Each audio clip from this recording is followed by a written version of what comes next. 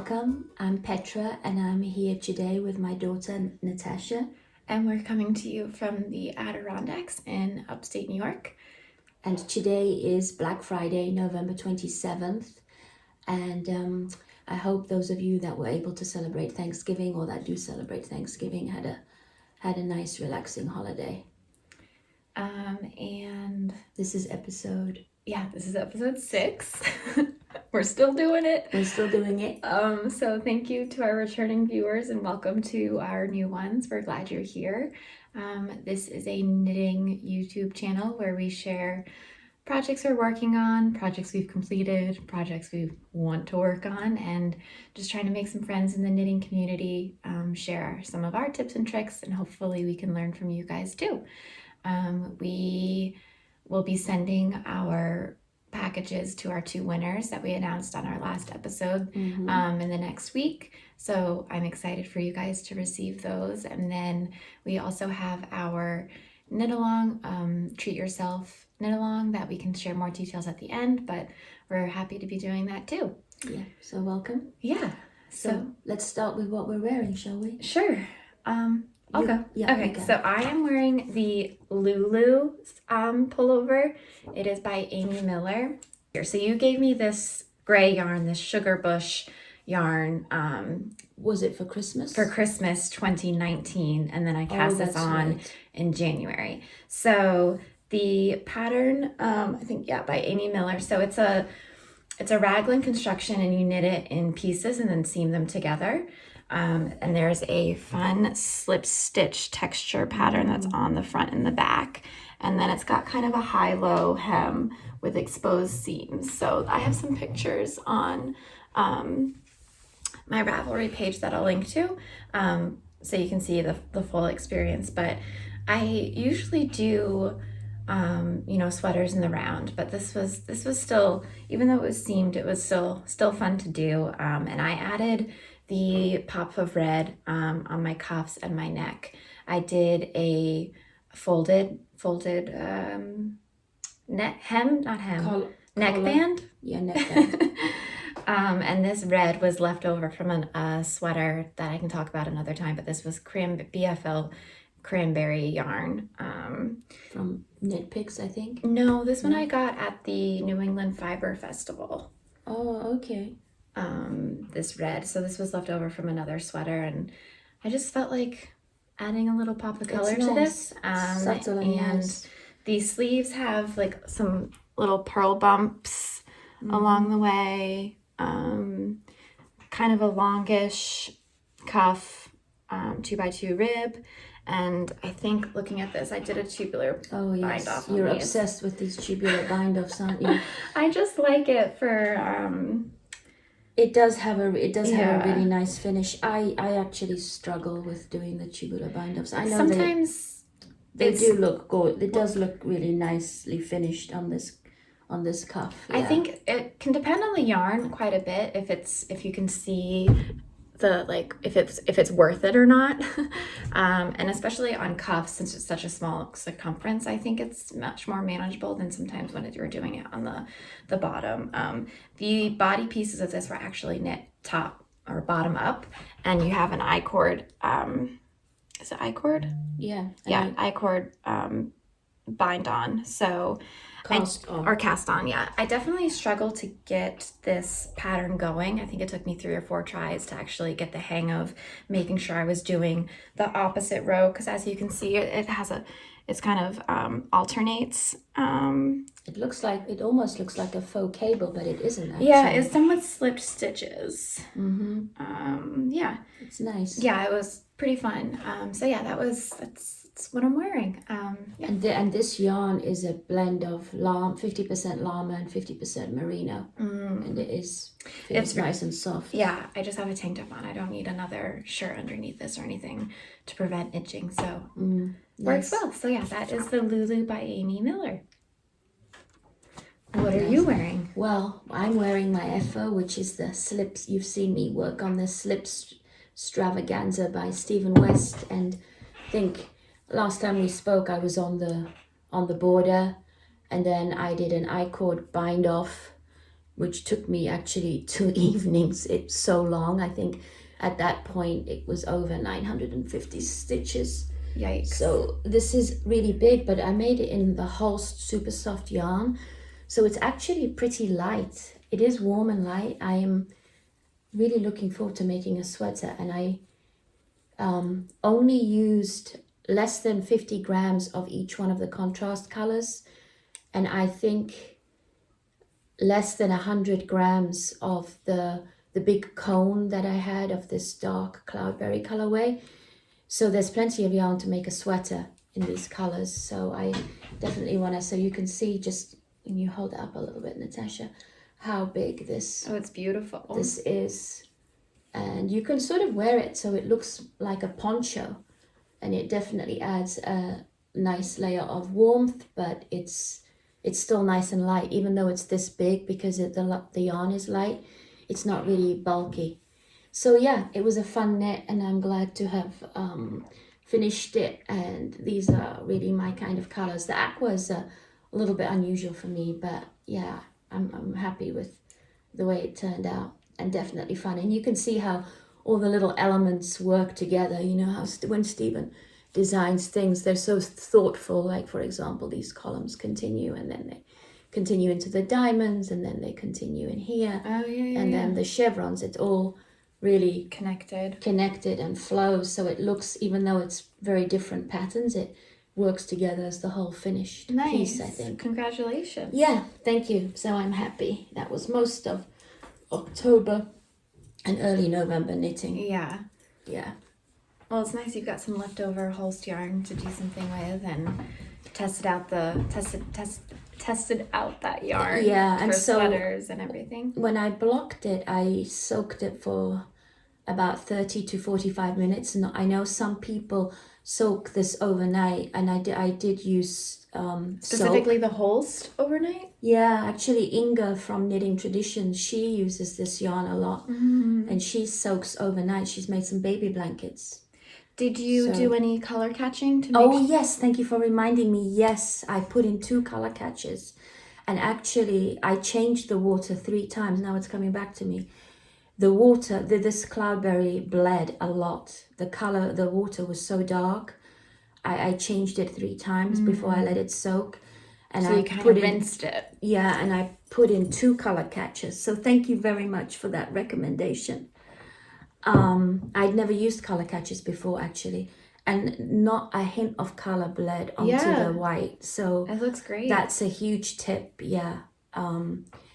So that thank goodness for that, because otherwise I would have been really upset. So apparently it's quite normal for these dark colors for Holst Super Soft to bleed just the first time around. And you know what? I didn't put in any vinegar or anything. But the color catchers worked. The color catchers worked, and by the 3rd rinse there was almost no color in the water, and so that's when I just let it sit for a while, and it dried quickly. Dried overnight. Yeah. So I haven't decided what sweater, but that's going to be a January project, I think. It might just be some simple color work, and the main color will be the dark blue. Nice. It looks dark blue. Yeah. So that's me. Okay, so you. On to some FOs, right? Yeah. Okay, I'm gonna do a quick costume change. And she's back.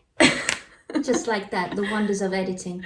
So this is the Dissent Pullover, and I did a mashup of the cardigan and pullover patterns by Andrea Rangel to kind of modify this to make it work for the yarn I had and the sweater I wanted. So the only thing is, since I was following the cardigan yoke chart, my beginning of round was right in the middle here, and I did some double stitching just to make sure that I closed up the jog here. So I think that's not really noticeable anymore. And then I did kind of a longish cuff, a 2x2 ribbing. I did my tubular bind off, which does, the nice little edge to kind of fold over. And I made this a little cropped, not super cropped, but just a little bit. And it's with the Norwegian yarn, and there's mohair. I held mohair with the gray, so it's really soft and fluffy up on the top. and I enjoy wearing this. I am excited that it's done and really happy with the outcome. One of my friends, she has I think she's about 3 months old. She wants me to make a baby version, but maybe she wants it to last for a while, so I might do try and figure out how I can do another modification for like a 1 to 2 year old, maybe. We'll see. Oh, yeah, right. so Well, you could do it in fingering weight yarn. Yeah, I have to figure out some yarn. So I'm not in a rush about that because, my friend wants it to be able to be worn longer than 2 minutes. So making it for a 4 to 5 month old doesn't really make sense. So I may make it for like a 1 to 2 year old, see how it goes. So that gives me time to figure out the pattern and all that jazz. So that is my first FO, which I kind of feel like is a little bit cheating because I was so close last time, but I washed it, blocked it, and it's finished. And ends woven in. Ends are woven in, yes. So Okay. it's done. So what about you? I only have 2 other FOs actually. I finished this hat for Christmas for my brother-in-law. He wanted something bright. For the family here, it thinks it's kind of like an 80s hat. I guess it is, and it does kind of have those colors. I think the turquoise and purple. It even matches your Slipstravaganza. Oh, yeah. So it's kind of like a beanie. Yeah, it's a beanie, and the black with some stash. It's really scrumptious Italian merino that I had. Feels really nice. And then I just held some little scraps together. Yeah, I remember you were talking. It's a great way to use up your scraps, kind of like the marling technique, right? With 2 fingering weights held together to make it's a little bit more than DK, I think. I succumbed to doing some Christmas knitting this year, and I want to make a couple more hats. And then my other FO is this headband. The Heidra, I think. And this is a relatively new pattern by Fiber Tales, and she has a podcast actually too, and she lives in Denmark, and her podcast is in English, and she's got a really lovely style. She's very gentle, and she just designs. She's a pattern designer as well, so maybe check her out. And so I actually made this, but it's a bit too small. I'm gonna have to make another one. There's a pretty interesting detail with how you make this braid, but I'm not going to give the secret sauce away because it's a paid for pattern, but it was only $3.50. And I knit this on DP ends actually, just because it's you knit it this way. It's 23 stitches.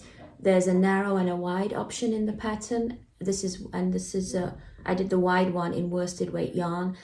And I just wanted it tight. I don't know why I decided to bind off so early, but it does fit me. But it's stretched to the max. It's stretched to the max. So I'm actually going to give it to one of our friends' little girls. She's pretty big for her age, but it fits her. Mm-hmm. Yeah. She tried it on. And I'm just going to make one with a couple more repeats. So this is some Malabrigo Rios that I had in my stash. Actually, this yarn was used in the Colorworks sweater that I gave to you, Mum, if you're watching. The colorway is called Illusion, and it's kind of really nice, purplish. It has the kind of the Malabrigo look to it for sure. Yeah. So I already cast on another one in some other yarn that I'll talk about, but that's it for my FOs. Actually, okay. I went a little wild with some hats. So I made, let's see, 1, 2, 3, 4, 5, 6 hats. So I think last time I showed you I had cast on just using that purple yarn, that purple Cascade. And I also had the Noro, and I was like, this is way too big. And I wanted to just really quickly bang out a bunch of hats. So I have a friend that asked for 3 hats. One for a 4-month-old, one for 6-month-old, and one for a year. But I just wanted to use up this yarn, and so I have to figure out the exact sizing. So there's 3 hats for her, and then John's coworker had a little baby boy. I want to say 2 or 3 weeks ago, and she has a girl who I think is about 2.5 or 3. So I made a hat for the baby boy and then for the big sister too. So I've got to figure out the sizing. So I think I've got 5 recipients and 6 hats to work with. So I'm going to talk about this one first. So this one's for the little boy. So cute. So this yarn was all from the scraps of baby yarn that you had given me, and it was like the Debbie Bliss DK, and then I even had like this scrap of yellow. So I just held 2 yarns together. I cast on, I didn't completely really follow a pattern. This is the only one I did a garter edge on, but I just cast on in multiples of 8, and I think this might have been like 56 stitches. That way when I do my decreases, I can have the right pattern that I have kind of memorized, and then I just did like the little I-cord loop-de-loo. So that's one. I think this will be fine for like a 1-month-old baby. Hopefully. So then I had the Noro and that purple yarn, and I was able to get 1, 2, 3, 4 complete hats using the Noro and that purple together. And then the last one I had more of the purple left and used some leftover white. So this one is just with that Cascade purple, and again I held 2 together. I did the 2x2 rib, the little I-cord bauble, and it's fun because she wanted them matching, but I didn't want to do super matchy. But I think these are gonna be close enough, but still have some variance. So again, this was part of the Noro that was like purples and whites, so it's really close to this one that's all white. This one is the only one I did a little pom-pom on, but this was the pink to green to white to some brownie yellows. So you used up that one whole ball of Noro, Natasha? I actually have a little left over of it, but I didn't think it was going to be enough for the size I cast on here, so I just have a little, it's kind of like the brown section too. Oh, okay. So I just didn't feel like using it. And then this one goes from like the whites to pinks to green. And then again, this is like the purpley white section. So I think I have enough to work with to figure out the sizes. But yeah, these, I mean, I could whip these out. I was doing like 1.5 in an evening.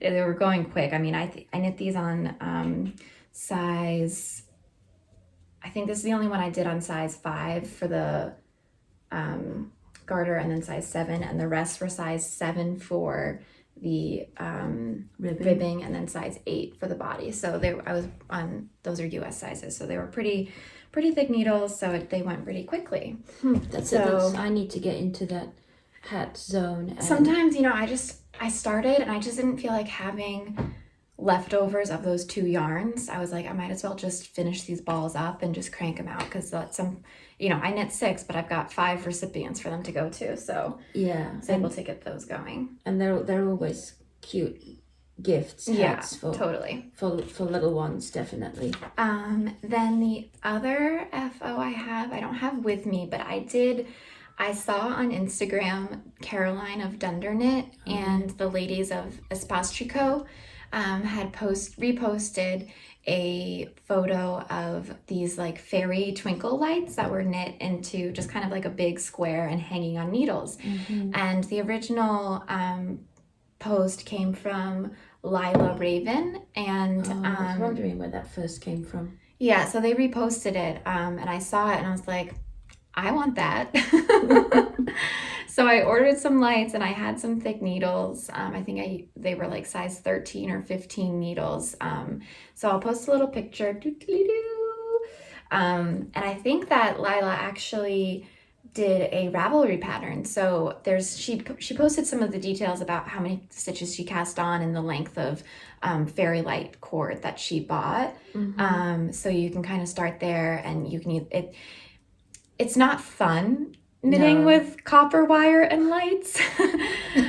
Maybe I should say it's tricky. She did have a suggestion, you know, plug them in while you're knitting, because it makes it kind of fun. And I did that for a little, but it was also kind of hard to look at for too long. But I did that in an evening. It really didn't take long. And I have them hanging above like my like fire wood stove in our apartment. So, it's nice to add some brightness in these short days, especially when you're working from home, and have something cheerful. And I think a lot of people have already started decorating for the holidays, so it's kind of nice to have do something that brings us some joy and cheer. So I think that's it for my FOs, which was kind of a lot, but so simple projects. What we're working on, shall I talk about? I'm only going to talk about one whip. Okay. Because I'm only going to talk about one whip too, actually. Okay. I have my other whips are socks that I just work on here and there, where I just need something simple, and then I did start another headband. And so my big whip, which I hope to finish in a couple of days, is my Nakni Swimo challenge, and I'm doing the classic, and I'm using up all. And who's the classic by? It's by Espace Tricot, actually, but so let me start from the top. So it's a turtleneck with a twisted rib, 1x1 twisted rib, and the detail that I've added is a couple of stitches, well, more than a couple. Let's see if it shows. Continuing on with the twisted rib down the arm, which they actually do in their Paloma sweater, but the Paloma is more cropped. I prefer overall the style of the classic. This actually is going to be a little bit big for me, I think, but I have about 8 inches of positive ease overall. I think my tension loosened. So I think last time I spoke, I was on the body. I was using up the mohair, and the mohair did do this kind of striping and a little bit of pooling or flashing, and I don't mind that. And then when I finished that, I mulled into doing the grays and blacks for a twisted 1x1 rib, and there is a split.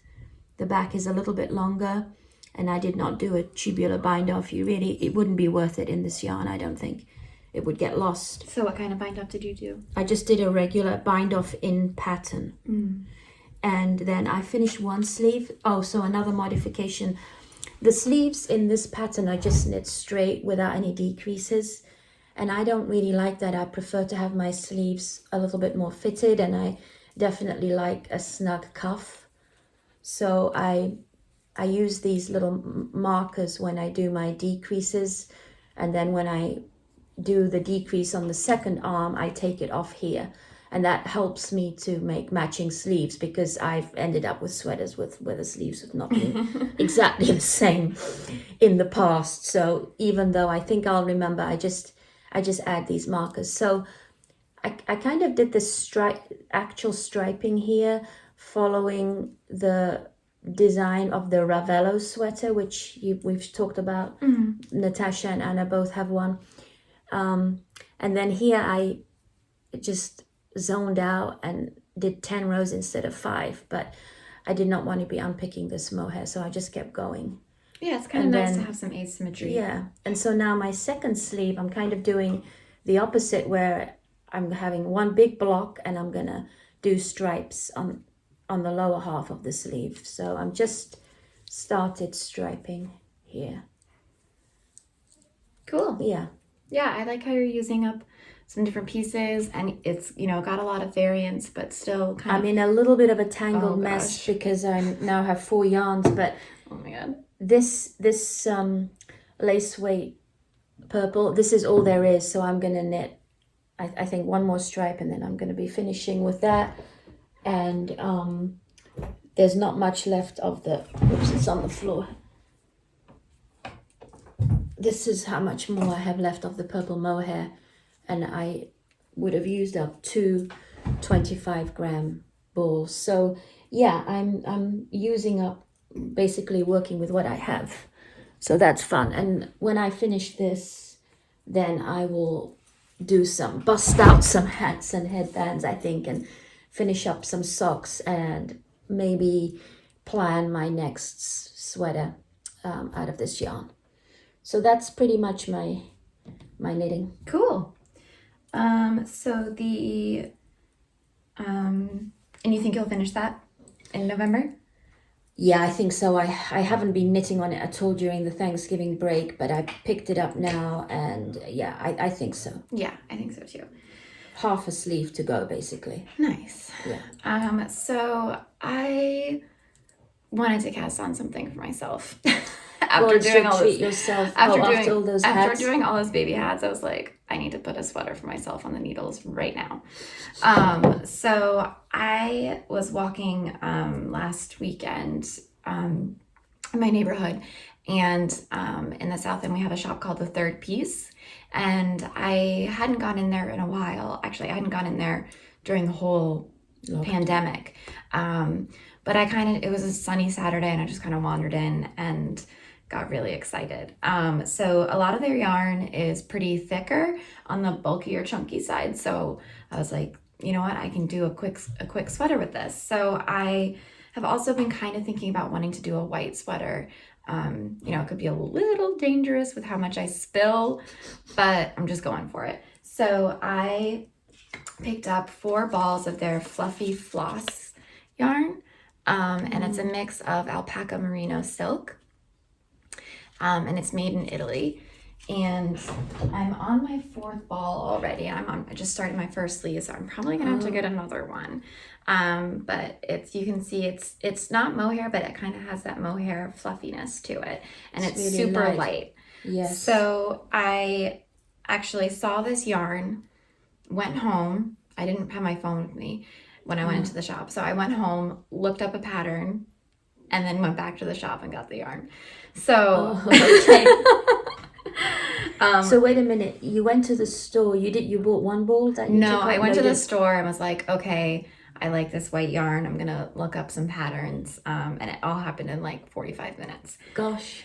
Usually I think about patterns for weeks and look at all the different projects people have done, and that's how I do it. Takes me a long time. Agonize over what I'm gonna do and all that, and I just was like, I'm just going for it. That's which fun, is probably why I'm a ball short, but that's okay. So the pattern I chose is I'm gonna have a hard time pronouncing this, Watayuki, and it's by a Japanese designer. Her name is Natsuko Ida, I believe. So it's a simple pattern, but has some. I shouldn't say simple. It's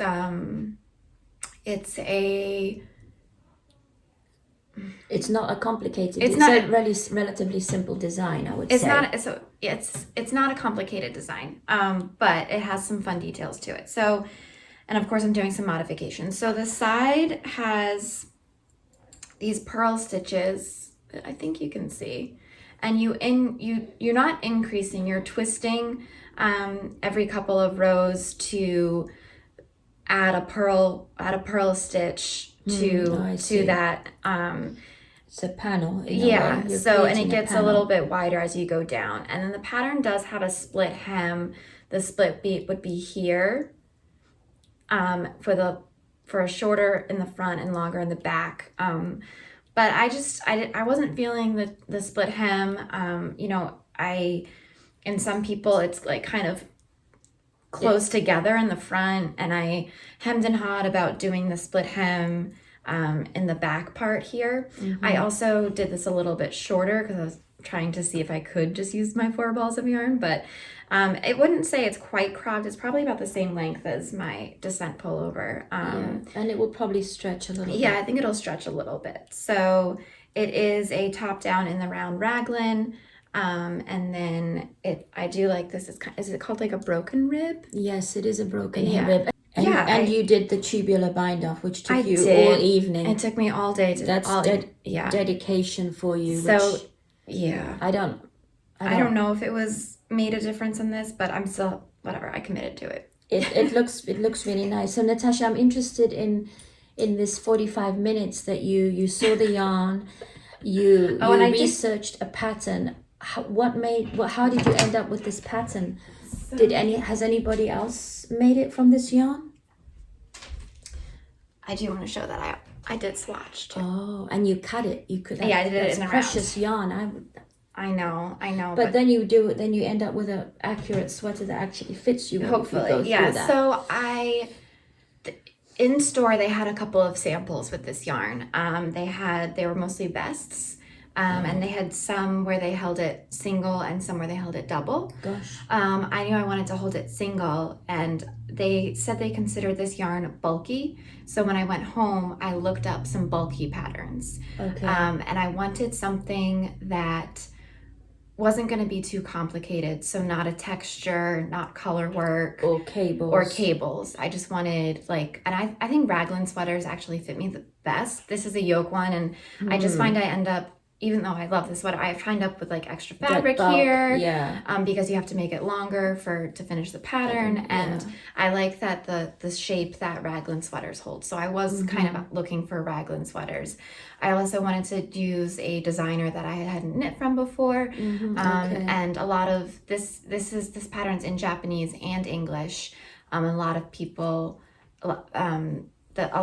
people's projects their project notes were in Japanese. So I thought it was kind of cool to do, an international designer. So that helped make my decision. And, even though I wanted something that wasn't going to be too complicated, still had some interest. So that's why I liked the panel. Nice. And then I will pick up and do a neckband after I finish the sleeves. So I think I'll finish the sleeve with this and hopefully start, and then I'll have to go get another ball for the rest of the second sleeve and the neckband at some point in the next week, because I'm gonna want this to be done. So that is my whip.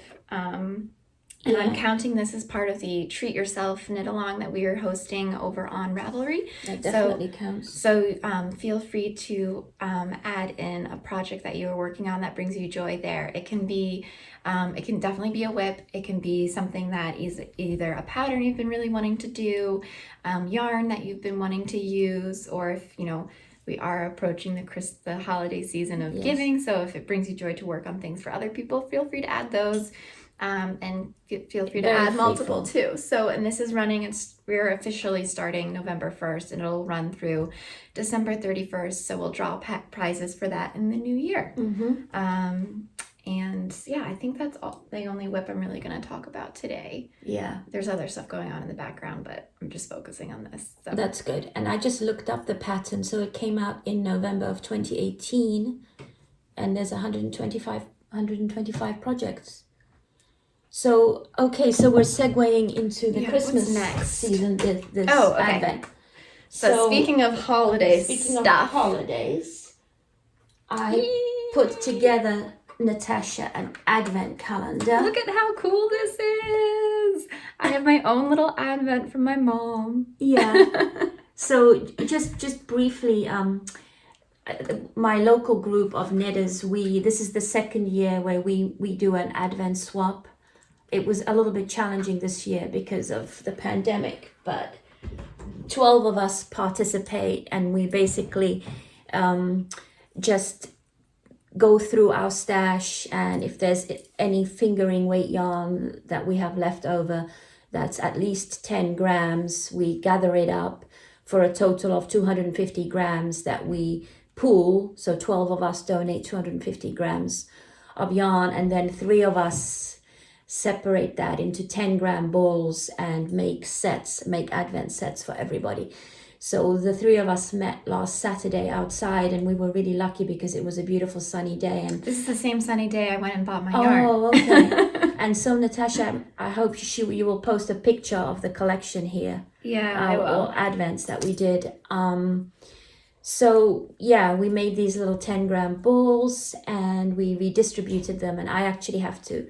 So each of us made 4 sets, and I have to give my 2 sets to the knitters, which I will do on Sunday, this coming Sunday, so they have them before Advent. And then we all make different things from our Advent knittings. So one of the knitters, she can't wait through the Advent, and she opens them all up at once, arranges the colors, and then decides what project to make. And she made a beautiful hat last year, actually, with her Advents.